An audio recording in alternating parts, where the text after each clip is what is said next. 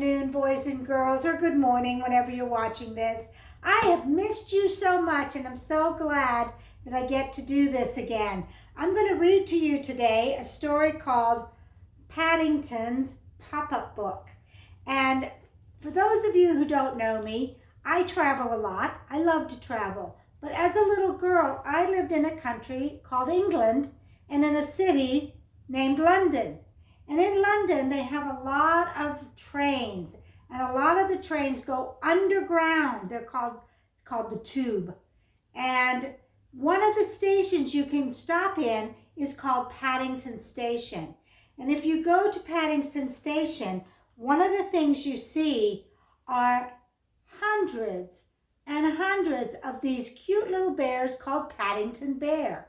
So I'm going to read you this story about how Paddington came to be in London and how he got his name.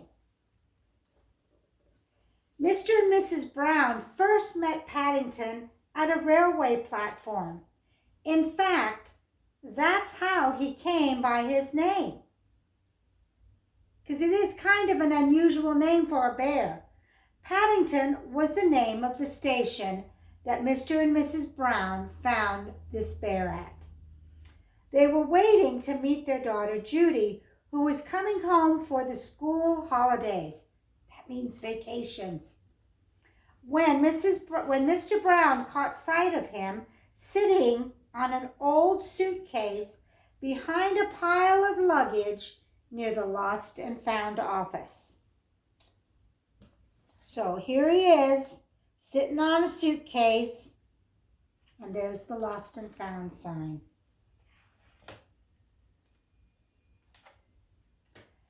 As they drew near, the bear stood up and politely raised his hat. "Good afternoon," he said. "Can I help you?"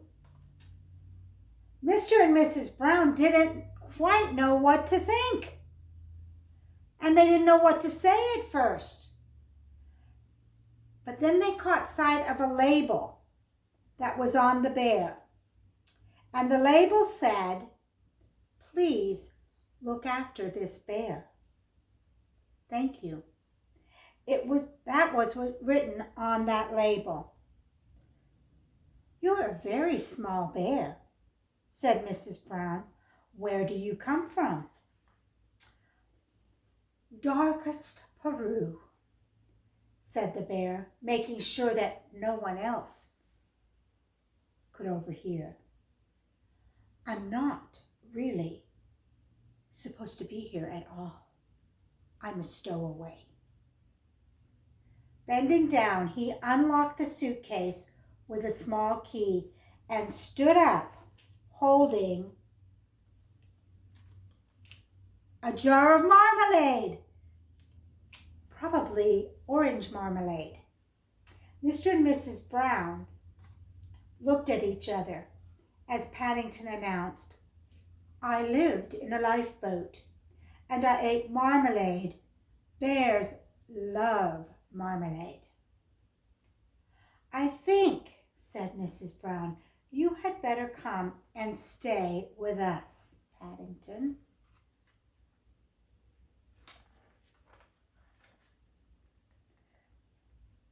Feeling very proud of his new name, Paddington, he followed Mr. and Mrs. Brown to the refreshment room, while Mrs. Brown looked for their daughter Judy. The refreshment room would be a restaurant. Almost at once, things started to go wrong. First, he climbed on the table, stepped in a cup of tea, by mistake, of course, and then ended up covered with jam and cream. Now look at this mess that he's created. Look at him, all covered in cream and jam. Mr. Brown gazed out of the window, trying to look as if the bad tea with a bear on Paddington Station was an everyday occurrence in his world. When Mrs. Brown arrived at the scene, she took one look at the mess and quickly whisked Paddington home, out into the taxi to go home. The driver didn't look too pleased either when he caught sight of the state Paddington was in. Bears is a sixpence extra. He said, sticky bears is ninepence. That's English talk for money. 10 pennies, 6 pennies, 9 pennies.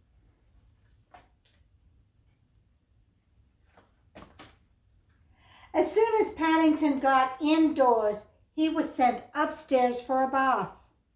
Although he didn't like to say so, he'd never been inside a bathroom before.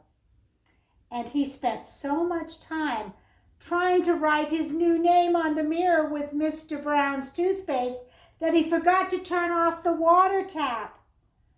By the time he climbed into the bath, it was full of soapy bubbles and he could hardly stand up. His cries for help brought Judy and her brother Jonathan running to the rescue. "Why ever didn't you pull the plug out?" asked Judy.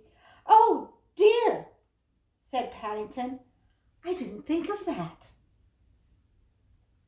Almost the first thing Paddington did after he settled down at number 32 Windsor Garden was to go shopping for some new pajamas. Mrs. Brown and Judy took him to a big London store called Barkridge's. Because it was too far to walk, they went on the underground railway called the Tube.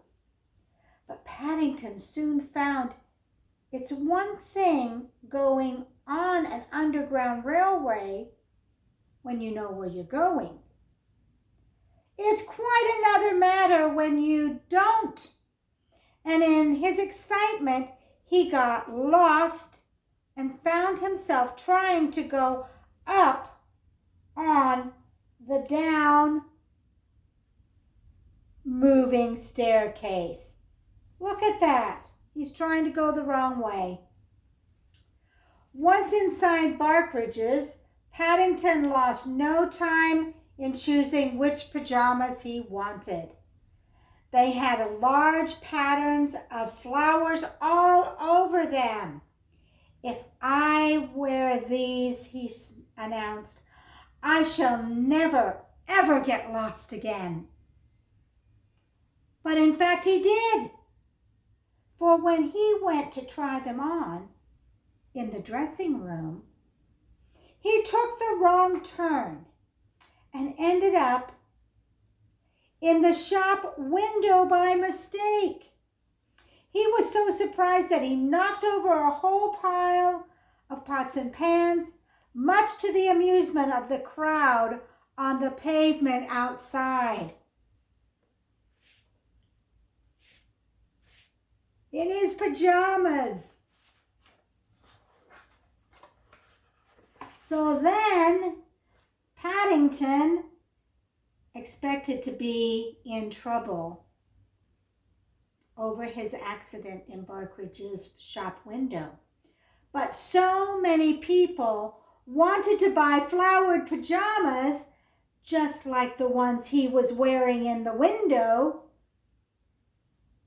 that the Barkridges sold out of those pajamas in no time.